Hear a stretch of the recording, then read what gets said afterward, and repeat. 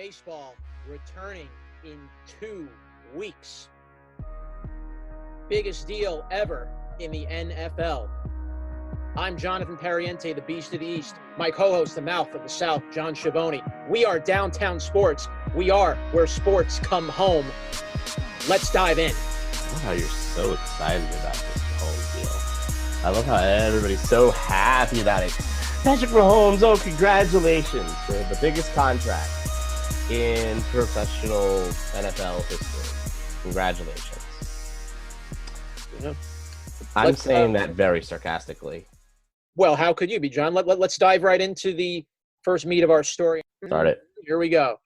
So Patrick Mahomes yesterday agreed to a brand new 10-year contract, $503 million, $500 million. $500 million. $50.3 million he will get paid a year. That's a lie. $137,808 a day. That's a lie.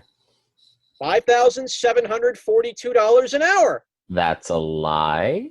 $96 a minute. That's a lie. $1.60 a second. That is a big fat lie. All of this is now, lies. what is this with you? Everything is a lie. No, The numbers are right there, my friend. The numbers are right in front of my eyes. Yes. What sport are we in?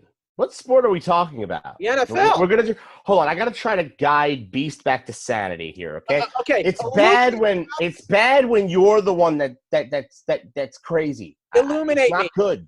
Please illuminate me. Illuminate me, Mouth. There's an article on CBS Sports. It's written by Shanna McCarriston, where I'm just going to really get to the meat of it. You could go through it if you want, take a nice little read. You see, Beast is looking at this right now, and, he's just, getting to it. He's like, oh, there's nothing he's reading there that's wrong so far. Keep on going down. You're not reading anything bad there so far. Yeah. Oh, wait. Here's the first thing that proves that entire thing you said was a lie. Go back up, Beast. Go back up. I want you to read that part. No, go down. The one where it says he explained. And this is David Sampson, right? He sat down on his podcast, Nothing Personal with David Sampson, to discuss the deal. So while the deal's worth over $500 million, it's not all guaranteed. Here's what the money really means. So the 10-year extension, quote from Mr. Sampson, is worth approximately $450 million. That's $45 million per year, not $503 over 10 for an average annual value of $50.3 million. So he's not getting paid $50.3 really off the bat at all. No, he's not. No, he's not. He's getting paid less. But you're thinking, wait, but no, that's still like $450 million over 10 years. But right? There's a difference with how the NFL does these kinds of contracts. Yes. In the NFL, see, John. Now are you understanding? All right, Mouth, you've illuminated me. Opened my eyes a little bit. Wow, okay. It's bad when I'm the sensible one. It's bad. Why do I have to be the sensible one of the show? Bad when I take things at face value, isn't it? Yeah, you shouldn't. I'm not saying be like Alex Jones, but Jesus, go ahead. Alex Jones. Yeah, we gotta read the contract. Jesus Christ. All right, yeah, let's not diss other podcasts. Let's keep going with ours. I better not channel him. Okay, back to God, don't channel him, please. In the NFL, the incentives are by no means are guaranteed and vary based on the player and team. The base contract is also not guaranteed due to injury clauses. Yes, obviously. So go down. Now, I'm just gonna take it away, right? I'm just gonna like cut to the chase. He's only guaranteed $140 million. That's if he plays all 10 seasons and doesn't miss a single game. He's then guaranteed that. Injury clauses make that less. Talk about big expectations. So we're looking at a situation where if he wins the MVP, he gets an added $25 million. If they make the Super Bowl, they get what? How much additional money for the Super Bowl? He's got a contract for this year and next year. So let's not forget, this contract, this 10-year deal, does not take effect right now. That 10-year deal takes effect in 2 more years. Mm-hmm. So that means he still has 2 years on his previous contract. Didn't make a lot of money in that first one. Okay, fine. But he's going to have that contract for this year and next year. So this year he's going to make $2 to $3 million. Next year he's going to make $25 to $27 million. Add those 2 years plus the 10 years where he's going to make $45 million a year. Then he's making $25 million. On top of that, he can get for winning the MVP every year, getting to the Super Bowl every year, which this is not Tom Brady. He's not going to make it every year. I'm sorry. This is not Bill Belichick. This is Andy Reid. Make it very, very clear about that. Then you get to 500. Look, lightning can strike once. It happened with A-Rod. Yeah. Didn't happen again for him, though. But my point is, you have to make it every year to the Super Bowl. Every year you have to win the MVP, which is not going to always happen. They won't do it. Yeah. Then you could see the writers won't give him the MVP every single year just because they can't. But yeah, so congratulations. That sounds like the biggest contract ever. Oh, another thing they forgot to mention, not all of it is guaranteed. How can that be? Because in football, unlike baseball, contracts are not guaranteed. Only a percentage is, and that percentage depends on the contract. Yeah, okay, so here's the guarantee that he's got. It's $140 million. Now, this is the biggest amount of guaranteed money any player's ever received in NFL history. Very true. 40% more.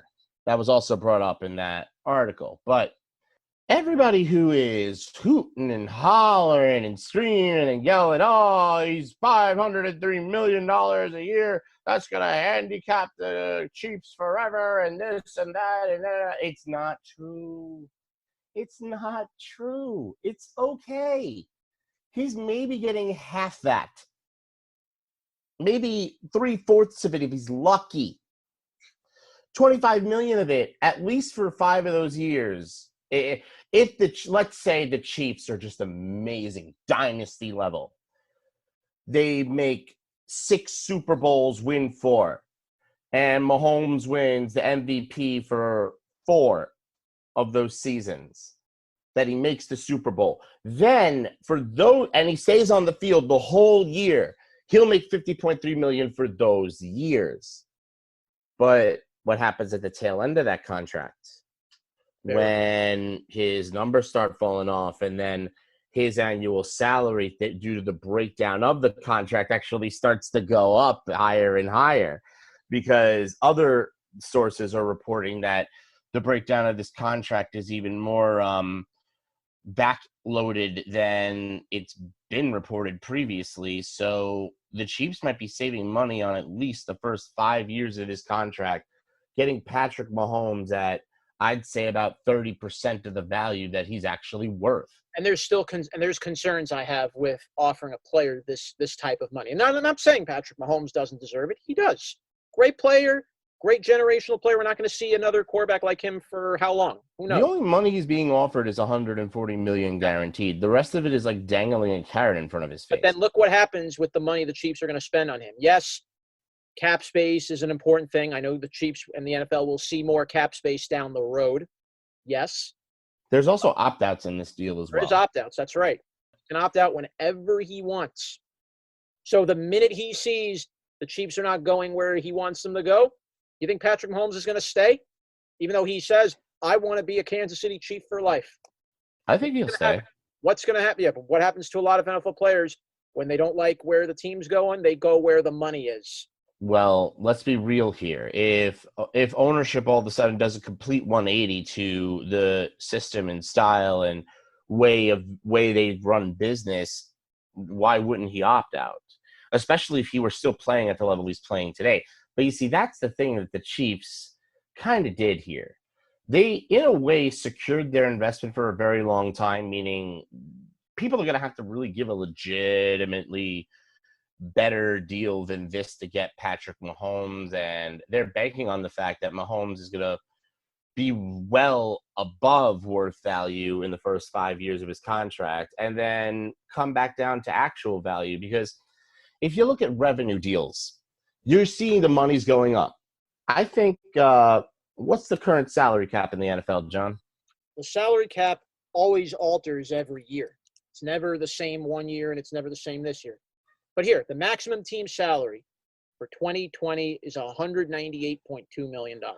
In 2017, it was on only $167 million, right? Incremental increase, but you see, incremental, 2017, 167, 2018, 177.2, then 2019, 188. So it goes up by about $10 million a year. So now consider what the Kansas City Chiefs are paying Patrick Mahomes in the first 2 or 3 years of this deal. We go back to that Sampson article. He's making only $45 million in his first 2 years, and then it goes up.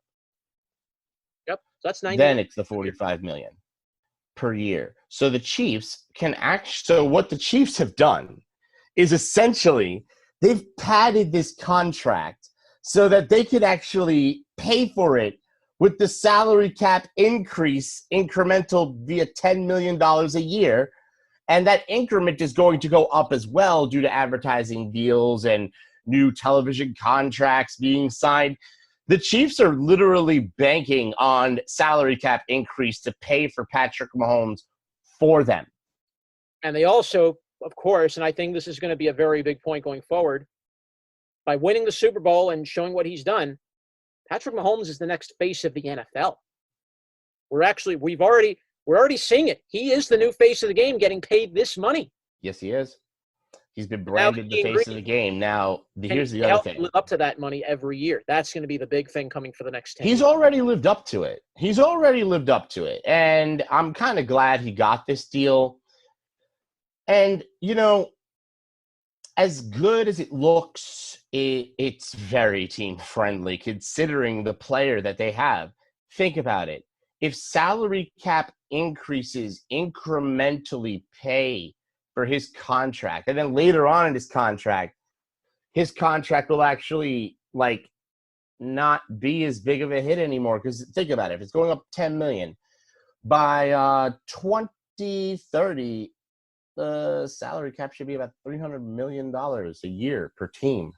Well, we're going to all of a sudden that becomes real team friendly towards the end of Mahomes' career, so that they can then pick up free agents to bolster their aged quarterback. This is a great deal for the Chiefs. This is an excellent deal on paper now. But now here's what's going to happen now. Mm-hmm. Now that this deal has passed, yep. Look at what it's going to do now to other quarterbacks that are trying to kind of gain an equivalent of this. Let me just give you an example of what's happening in Dallas right now. Yeah, please. Jerry Jones is currently banging his head against a steel wall that over and over and over and over, because Dak did not want to sign that franchise tag. He wanted a new deal. They were waiting for Pat Mahomes to drop what he got. And now Dak Prescott is sitting there smiling, thinking to himself, Mahomes signed this? Now I want to sign this. Wait till you see what I'm going to make Jerry Jones sign. This contract is going to look like the most team-friendly deal in history by the time Dak Prescott gets done signing his new contract. By the time Lamar Jackson gets done signing his new contract. I'm going to wait to see what kind of contract extension Russell Wilson gets. Yeah. And let's relate this to New York. Yeah. What kind of contract extension is Sam Darnold going to get? Yeah. What kind of contract extension? Look at all the quarterbacks that came out of 2018 with Darnold. Josh Allen, Baker Mayfield, Lamar Jackson. The 2019 class. The 2019 class with Daniel Jones. Look what's going to happen now with these younger quarterbacks. They're going to want to demand money just like this. We've already had the first $500 million with a contract like this in any sport. But it's not guaranteed. But here's the thing. And we'll cut the segment off with this. Ready? Please. This is actually a team-friendly deal. It's actually team-friendly because most of it's not guaranteed. He's not going to get $25 million. There's certain amounts of money he's not going to get every single year. He's not making $50.3 million a year. He's just not. No. You have to be absolutely perfect to make that. Exactly. So imagine Because Dak Prescott just signed a $40 million franchise tag. I think you're going to be seeing deals well north of this coming very, very shortly. And Pat Mahomes is going to go back to looking like the team-friendly option. It's hilarious how this entire quarterback market has now been set by the best quarterback we've seen in literal years, best we've ever seen. I think this is going to be the best quarterback, John, that we've ever laid eyes on. Yeah, we're seeing now. As long as he stays on the field, he's the best we're ever going to see at the position. We're seeing, if it all goes right, the new age Tom Brady. New age Tom Brady. You're seeing the evolution of Tom Brady. You're seeing what everybody thought Colin Kaepernick was going to be. Now we're seeing a new, the new generation, the young generation is going to see the new Brady in their generation. We saw Brady in our generation. Yeah. So, look, I'm hoping everything works out well for Pat. He's a good guy, team guy. It's already worked out well for him, but here's the thing. It's going to work out a lot better for Dak Prescott. He's the next man up. He's been wanting a payday for a long time, and you're going to see maybe not 10 years, but you're definitely going to see higher annual salaries, more guaranteed money. I'd imagine Dak Prescott's going to sign a $300 million 5-year deal. There was a time in sports, going way back, when $1 million in a contract was considered astronomical. You think we're going to eventually see the first $1 billion contract in a very short amount of time? Because right now, $500 million, $500 million is the biggest contract I've seen so far. So I'm just going to look up one final thing, right? This is going to be astronomical. If we could see an NFL or any sports athlete in a contract make $1 billion, it's going to lead to a lot of things. I mean, maybe we'll see a trillionaire down the road. Who knows? We just might. I mean, it seems like the money in the contracts just get higher and higher each and every year. This contract of Mahomes already beats what Mike Trout's making. I just want to end the segment off with this. In 2010, the value of the Kansas City Chiefs as an organization was $965 million. Just short of $1 billion. Think about that. In the span of 10 years, NFL teams have seen their evaluations go up by at least 55 to 60%. The franchise value of the Chiefs from 2002 to 2019, as of last year, the franchise value of the Chiefs came out to $2.3 billion. Just last year. What was it in 2000? Well, 2002, $462 million. And I'll show you. In 2002. Hold on. So there we go. So here's the thing. So if you take a look at this right here. In 2002, the Chiefs were worth less money than they agreed on paper, if everything goes perfectly. And they actually really agreed to, if Patrick Mahomes doesn't make the playoffs every single year or whatever, about their evaluation in 2002 over 10 years to one person. And this is now considered a team-friendly deal. Because if you really look at that contract, salary cap increases alone pay for it in spades. Dak Prescott sees that.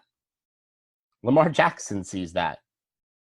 People know what these evaluations are. And they're going to want an equal share just of what Mahomes is making. They want an equal share of the investment. Equal share? Or they're going to want – no, Mahomes didn't get the equal share.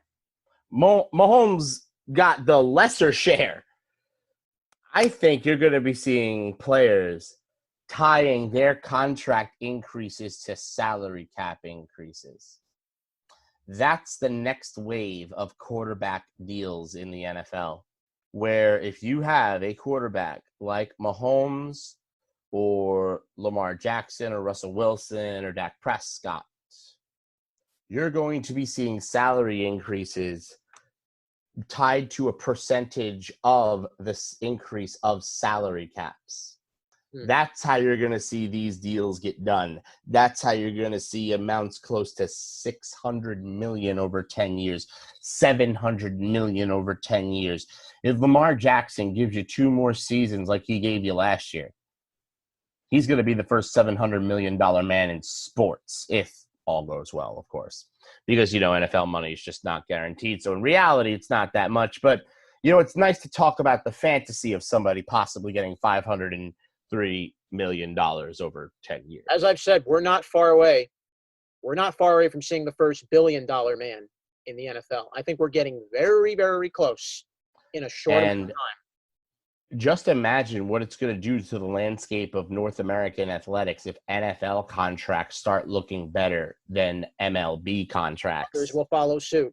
But with that, let's take a little break. When we come back, Major League Baseball returns July 23rd. We will give you the Yankees and the Mets 60-game schedule, abbreviated regular season of 2020. Back after this.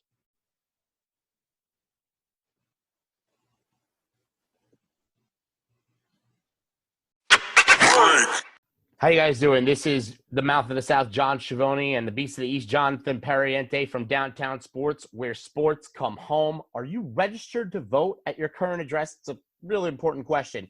More than 60% of eligible voters have never been asked to register. Headcount.org is working to change that. At headcount.org, you can also check your registration status. Millions of people get purged from the voter rolls every year. Everyone should check their registration status every year.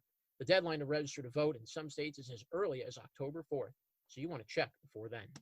You could also request an absentee ballot, get info on early voting, and find your polling place, or see who's even on your ballot.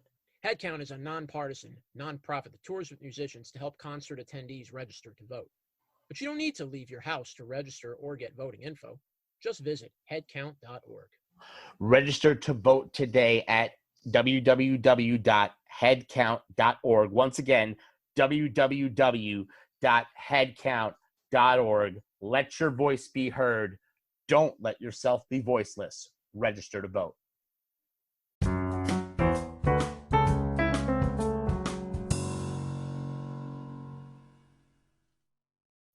And we're back on Downtown Sports. I'm Jon Schiavone, the Mouth of the South, along with my co-host, the Beast of the East, Jonathan Pariente. Let's get right into the second half of this episode. It's Mets and Yankees preview. The schedules are out.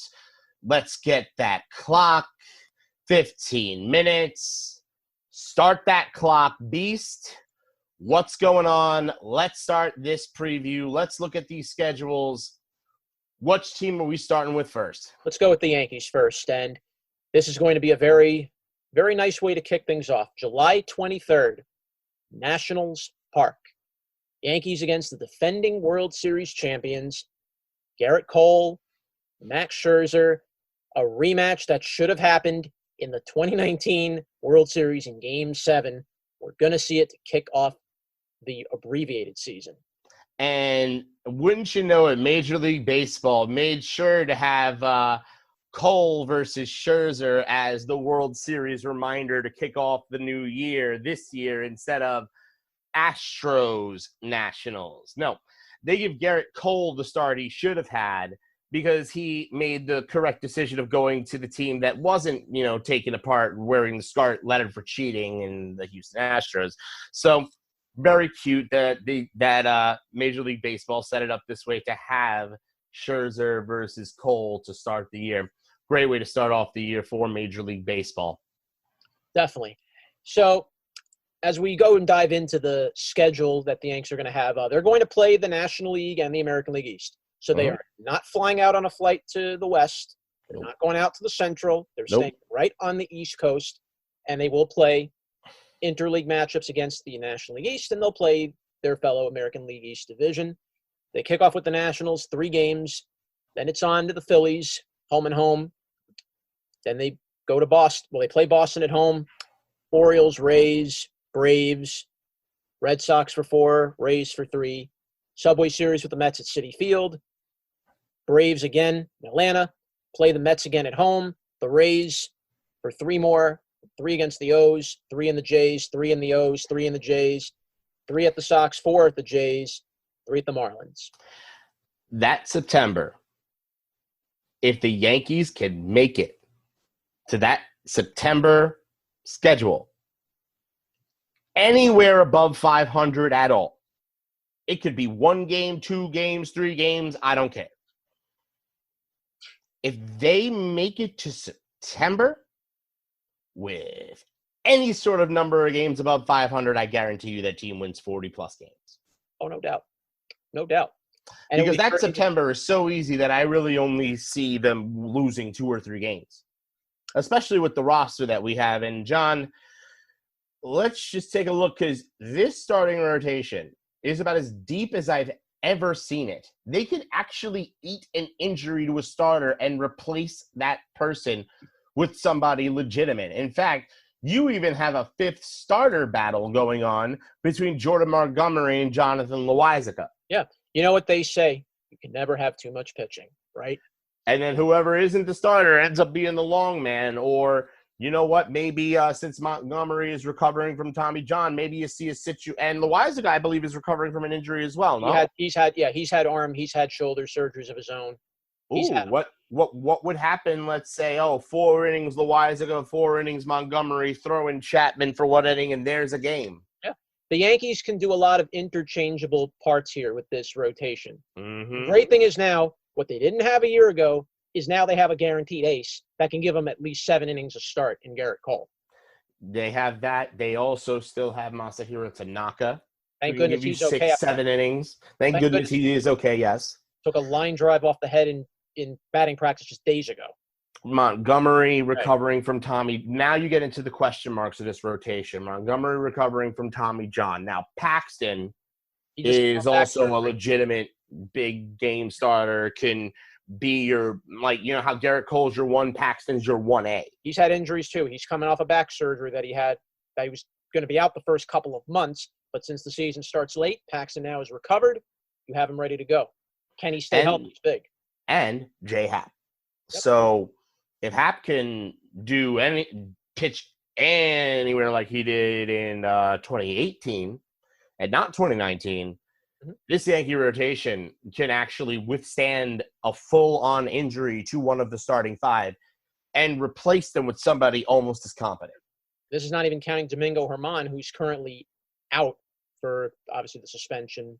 I think I don't think you're going to see him till 2021. No, you're not going to see him till next year. He's out. He has to serve the suspension. The season never happened. He's got to serve the suspension once it starts. Exactly. He has to serve games too. So in fact, I even think he's suspended into 2021 as well. Yeah. He'll miss part of 2021, maybe a small fraction. So you can cross Domingo Germán off that list. Now that bullpen. Now one of the deepest bullpens in baseball. You got Chapman at the closer role. Britton, your 8th inning guy, Ottavino, your 7th inning guy, or you could interchange those guys however you want. Sessa could be a fill-in spot starter if needed, if he happens to recover from coronavirus. We still don't know what's going on with him. Jonathan Holder is a decent guy who can fill in some innings if you really need some garbage time stuff. Now, Tommy Kahnle is somebody that I think could be an 8th inning guy or could even be a closer for this bullpen if Chapman were to go down, because I think he has the second best stuff in that bullpen. Well, Kahnle has that power fastball at 99, and he has a devastating changeup. Yeah. And that changeup goes, 84? Yeah, 84, 85. He has a great secondary. You're talking about a 15-mile-an-hour difference between fastball and changeup. Deadly. There's only a few pitchers in history that have been able to do things like that. Yep. John Smoltz. Maddox, when he was throwing 93, 94, and that 80-mile-an-hour changeup. Johan Santana, Pedro Martinez. Yep. These are names of pitchers that can put a 15-mile-an-hour difference between a pitch. Yeah.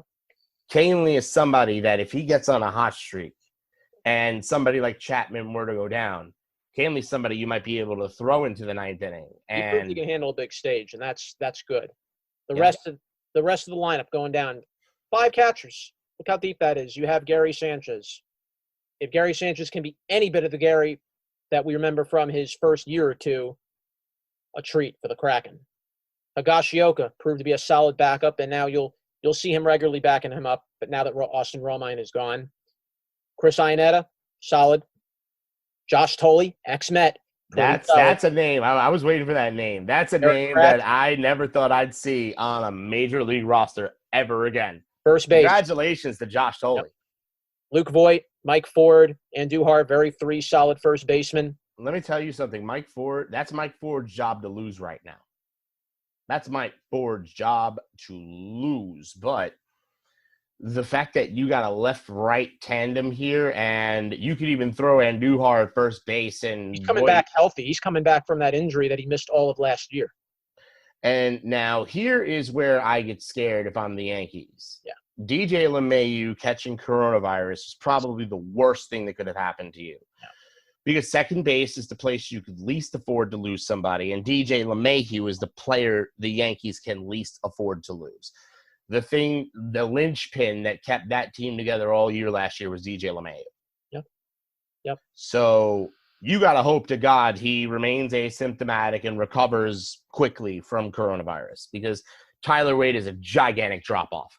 Well, Tyler Wade, maybe this is now his time to really prove himself. Maybe he had a very good offseason from what I understood, and he really was working hard to get that bat up to par. Mm-hmm. We'll see if that all pays off. Third base, love what we have here. Urshela, easy at third base. I think that's an easy put in there at third. I'd say Andujar could DH if you want. Yeah. Maybe switch him with Stanton here and there. Well, Glaber obviously Torres, is your shortstop. That's not even a question. Here's the thing. In left field, you got to play Stanton as much as you can. Yep. Stanton has to be on the field. You need that DH spot open. It can't belong to Giancarlo Stanton. So Stanton needs to be out there as much as possible. You can always throw Tauchman in there for defensive purposes if you need to. You have Wade. Clint Frazier, I've been a little suspect of him playing in left field. He can be great, or he can make a bad mistake in the field. That's a person who needs to be hanging out in the DH role as much as possible, is Clint Frazier. Now in center, obviously Hicks. To me, Gardner is back and forth center fielder, probably maybe a backup center fielder at this point in his career. Gardner can play left field just as good as he plays center. Gardner can play left field just as good as center field. Yeah, but then where are you playing Stanton? You see Judge occupies right field forever and a day. Oh, yeah, he's not going anywhere. He's not going anywhere. So you got about 5 or 6 guys in 2 spots. Yeah. And 3 spots, actually, that you got to rotate players through. So the Yankees have a very, very, very enviable problem of having to find playing time for a bunch of hitters who are able to smack home runs all over a ballpark. Yeah. So the Yankees seem set. Now let's look at the Mets. This is going to be a very interesting scenario the Mets are going to be in, and as we take a look at their schedule. And of course, the Mets go out of the frying pan of a COVID-19 layoff right into the fire of Gehenna, having to deal with 3 games with the Atlanta Braves to start off the year, followed by a home and home with Boston, and then on their way down to Atlanta to play 3, and then to play 2 with the Washington Nationals before they get a quick 3-game break. By the way, they play the 1st, 2nd, 3rd, 4th. They play 5 days in a row with 1 off day. Then they play 1, 2, 3, 4, 5, 6, 7, 8, 9, 10, 11, 12, 13, 14, 15, 16 days in a row in the month of August, with a schedule that only has one real break in it with a 3-game set with the Marlins. And in between all that, they get 3 with the Braves. They get a bunch of They get 3 with the Braves. They get 2 with the Nats, then another 4 with the Nats, 3 with the Phillies. Then they get a little break with the Marlins, then right to the Yankees, then break with the Marlins, and then right to the Yankees again. And that's how they end their August. Then they get 2-game break with the Orioles that they could actually maybe steamroll through. But then you're on to the frying pan with the Phillies, then back to a little 2-game break with the Orioles and the Jays. Then they end their season playing 3 with the Phillies, 3 with the Braves, 3 with the Rays, and 4 with the Nationals. That is a brutal September to deal with. That's a tough way to end, particularly when you have to play the Braves, Nats, and Rays in a row. And considering the Mets, this entire schedule is a tough schedule. Having to play against the AL East was not something the Mets needed this year. Let's take a look at their depth chart. Now, their rotation is set 1 through 5. It's pretty solid, but can it withstand an injury? We don't know. It'll be interesting. We're already withstanding the injury of our number 2 starter in Noah Syndergaard. Stroman gets to move up to the number 2 starter role, which makes Rick Porcello our 3rd starter, which is a scary situation that I really didn't want to have to think about. But Porcello's had his good moments. He's had good years, and he's at the end of his career, though. He's at the end of his career, though. I'm not going to expect Porcello to pitch to less than a 4 ERA. I mean, look, you give me about it's not reasonable to expect him to pitch to a 3.5. You give me about 5 or 6 innings out of him, I think you'll take that any day. I would. I would take Matt's being able to stay healthy this entire 60-game stretch. He better stop getting hurt. Matt's needs to stop getting hurt. If Matt's can stay healthy the entire 60-game stretch, this Mets rotation will look pretty good. Let's move on to the next part. The pen. This is the part that scares the hell out of everybody. John, I can't even talk about it without getting that bucket that I used to use for hockey. So I don't have it next to me because we weren't talking hockey today. So I need you to go through that. What Edwin Diaz are we going to see? Are we going to is Dylan Betances going to be the lights-out guy for the setup role that he was with the Yanks? Jerry's Familia, is he going to be the guy that gets that ground ball instead of ball 4? Mm-hmm. Is Justin Wilson going to blow hitters away? Can Seth Lugo pitch more than 1 day in a row? Yeah. Even though he was great last year, can Seth Lugo pitch more than 1 day in a row? And Gazelman be the Gazelman we remember. That solid, that guy that came up in the middle when the Mets needed help, and he provided a huge boost when he came up the first time. You see, here's the Gazelman that you need. Gazelman needs to be stretched out. So to me, Gazelman has to be your long man in case you hit an injury in the starting rotation. Right. So that pretty much eliminates him from regular bullpen work. Now, you're going to be relying on Drew Smith and Justin Wilson a whole lot more than you thought you were going to rely on these 2 guys. Lugo, hopefully he could pitch more than 1 day in a row. That's the thing. His stamina needs to be built up. If he could pitch more than 1 day in a row and remain effective, Seth Lugo could possibly even close for this team. He's been a starter. Lugo's been a starter before. Yeah. Yes. But and I know his preference is to start, but at this point in time, his best spot is in the bullpen right now. The key for the Mets is Edwin Diaz, just like it was last year. Edwin Diaz needs to be the closer for this team, or the Mets bullpen is in severe, severe trouble. Yeah. Let's get into the catching situation, same as last year with Nito and Ramos. Ramos your starter, Nito your backup. Nito's probably not going to get as much playing time now that Noah isn't in the rotation. And you're playing 60 games. I mean, you can only maybe play your backup maybe a couple games at best. Yeah, that's the other thing. You're going to be seeing a lot of starting catchers starting most of these games now. Yeah, you must. Because it's a sprint and not a marathon. You would have seen Nito playing a lot more if Noah Syndergaard were in the rotation because Nito's his personal catcher. Let's keep going. And honestly, the other big key to the Mets is this: can Robinson Cano have a bounce back year? If he has a bounce back year, now you have Jeff McNeil, can play shortstop. Jed Lowry, if he's healthy, can be a solid shortstop there too. You have Pete Alonso at first. You have Dominique Smith. If you need him to play first as a backup, great. I could see Dom Smith playing a lot of first base and Pete Alonso playing a lot of DH. Because Smith is the better glove at first. And Dom Smith's bat is not that far off from Pete Alonso's bat. And that's the scary part of the New York Mets. And they're both lefty and righties, which is pretty powerful.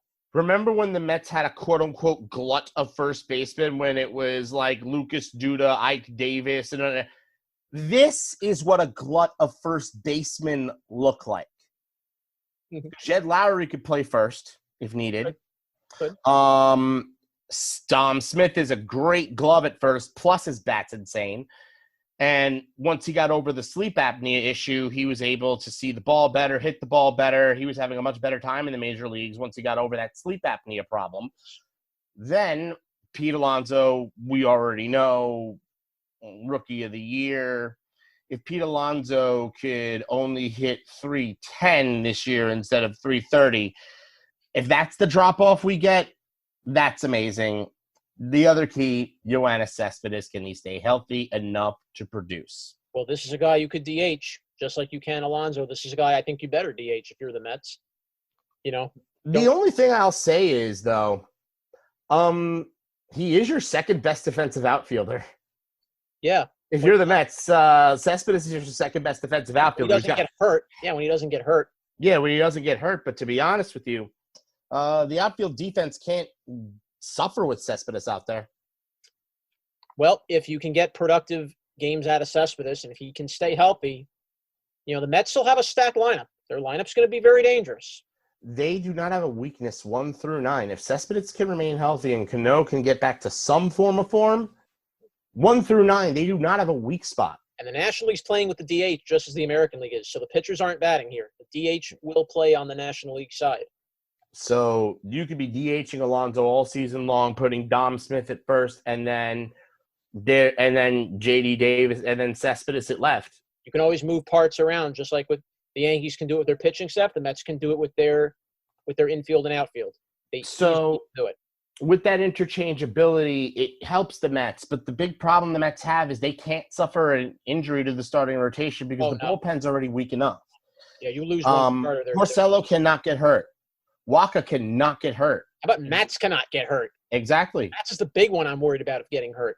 Same thing with Stroman. We've had issues. Stroman's has had injury issues in the past as well. He has. So 4 out of your 5 in the starting rotation each have injury histories and bad injury pasts. Ever since DeGrom has been in the majors, he hasn't had the injury bug. But remember, he has had Tommy John surgery before he even got up here. Yes. So if you're looking at the Mets bullpen situation, you maybe can stretch Gazelman out to replace a starter. You need Seth Lugo to be a 7th or 8th inning guy. You need Seth Lugo to be somebody that's in the back end of that bullpen. Betances has to pitch well, and Diaz has to not falter. If all these things happen, the Mets could possibly win the NL East, but... What's your record for them? How do you think they're going to do? 32 to 36 wins. I'd say more along the low side. I'd say 33 to 35 wins. They just miss. 35 and 25, and depending on things. If it's 35 and 25, that makes the playoffs. Would that get him a division, or that probably makes him a wild card?